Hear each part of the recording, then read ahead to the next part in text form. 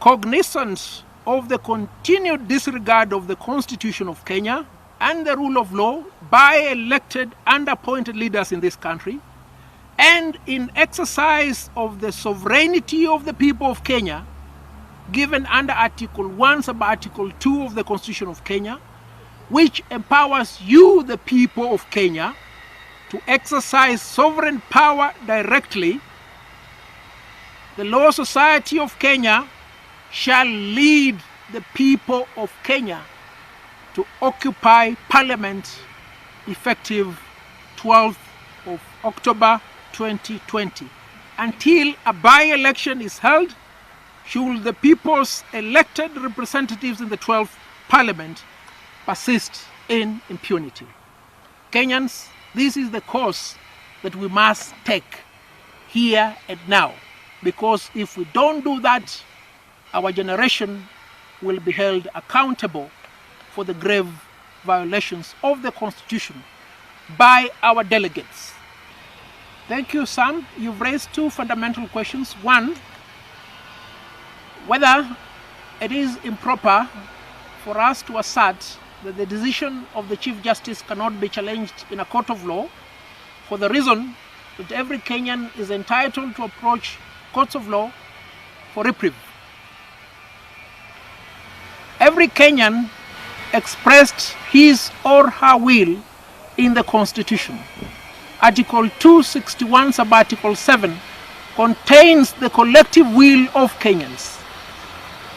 Unless and until the Constitution of Kenya is repealed, that represents the will of the people.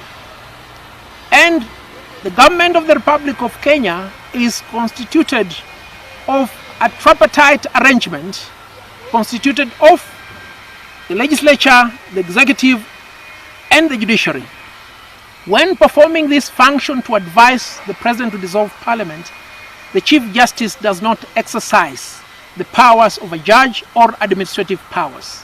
He exercises delegated people's power. He is speaking to the President of the Republic of Kenya on behalf of the people of Kenya. And it's for that reason, therefore, that the people did not contemplate a situation whereby their will be challenged before a court of law. Number two, you've raised concern as to the ability of the IEBC to conduct a by-election for the reason that there is no money. Kenyans, your government, your elected and appointed people have squandered close to 50 billion on account of COVID funds as we speak right now. What is the cost of conducting an election? Is it more than 10 billion? What is the cost of conducting a referendum? How much money, your money, has been allocated towards BBI? You see, there can never be the claim of inconvenience when you are required to comply with the Constitution.